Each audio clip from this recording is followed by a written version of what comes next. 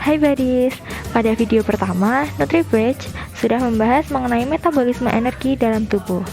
Di sana sudah dijelaskan bahwa salah satu faktor yang mempengaruhi metabolisme energi adalah termogenesis. Tapi, termogenesis itu apa ya?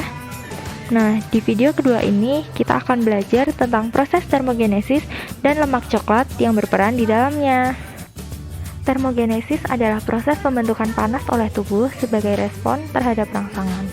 Proses ini terjadi pada jaringan khusus seperti jaringan lemak coklat, otot skelet, ataupun organ tertentu seperti usus dan hati akibat rangsangan dari asupan makanan yang dikonsumsi, atau biasa disebut dengan thermic effect of food. Tapi termogenesis itu sebenarnya buat apa sih? Nah, di dalam tubuh manusia memiliki self-regulatory sehingga mampu mengendalikan kapan harus meningkatkan ataupun menurunkan BMR.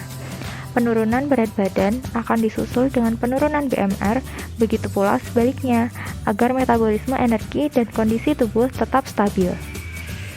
Nah, termogenesis ini menjadi salah satu faktor yang mempengaruhi metabolisme. Saat kita menurunkan berat badan, BMR akan ikut menurun, tetapi kita tetap bisa meningkatkan penggunaan energi dengan cara meningkatkan termogenesis. Seperti contohnya saat menjalani program diet untuk menurunkan berat badan, kita dapat mengatur agar penggunaan energi tetap tinggi dengan tetap aktif bergerak agar berat badan tidak kembali seperti semula setelah program diet selesai. Di dalam tubuh, termogenesis dihasilkan melalui dua cara, yaitu shivering thermogenesis dan non-shivering thermogenesis. Yang pertama, shivering thermogenesis atau proses menggigil terjadi di jaringan otot menggunakan sumber energi utama cadangan glukosa dalam otot atau glikogen.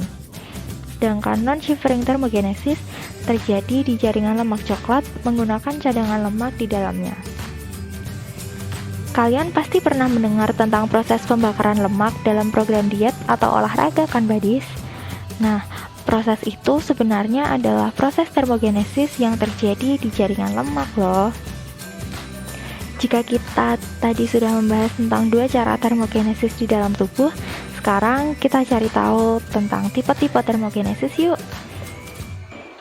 Untuk tipe yang pertama adalah obligatory thermogenesis, yaitu proses produksi panas melalui metabolisme tubuh yang meliputi pengolahan, pencernaan, dan pemrosesan makanan ataupun produksi panas yang dihasilkan melalui basal metabolic rate.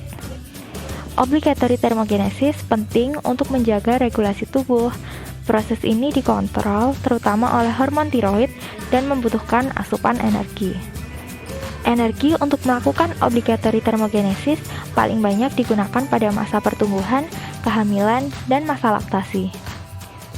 Tipe yang kedua yaitu fakultatif thermogenesis, yaitu proses produksi panas tambahan dalam merespon paparan suhu dingin ataupun asupan makanan.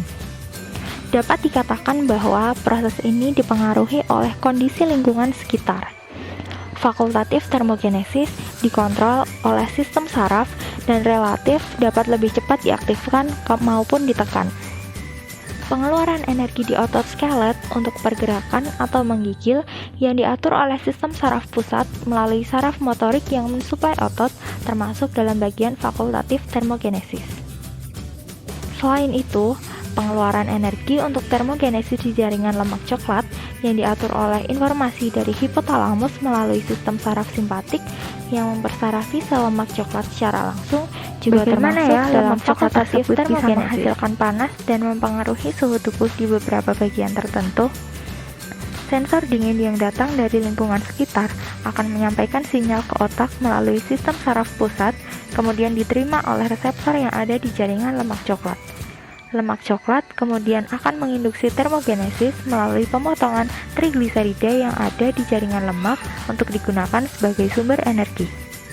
Uncoupling protein yang berada di jaringan lemak coklat akan membantu melepaskan panas atau termogenesis sehingga menyebabkan lemak menghasilkan energi untuk pembentukan panas. Mekanisme termogenesis yang sudah kita pelajari tadi ternyata dikontrol oleh sistem saraf simpatis dan hormon tiroid loh. Bagaimana sistem itu bisa berjalan ya? Kita simak lebih lanjut yuk. Termogenesis non-shivering dalam jaringan lemak coklat diaktifasi oleh sistem saraf simpatis melalui salah satu dari dua rangsangan, yaitu melalui suhu dingin atau melalui makanan.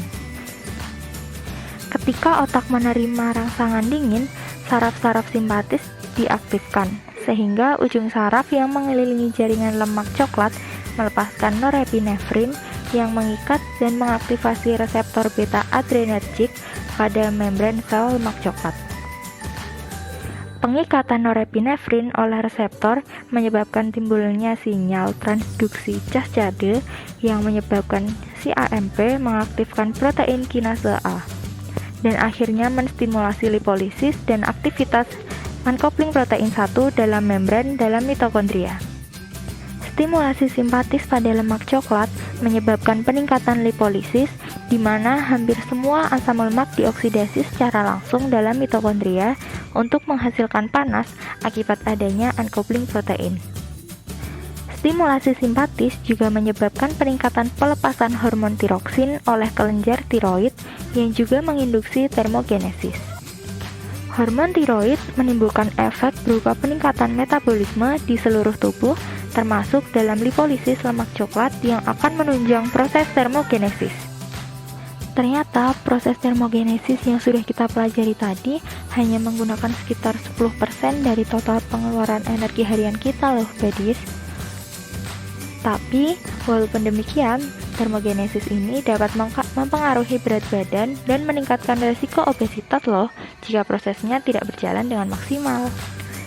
Kalau begitu, bagaimana ya caranya agar proses termogenesis bisa maksimal? Salah satu caranya adalah dengan aktif bergerak dan berolahraga. Jadi, jangan malas berolahraga ya.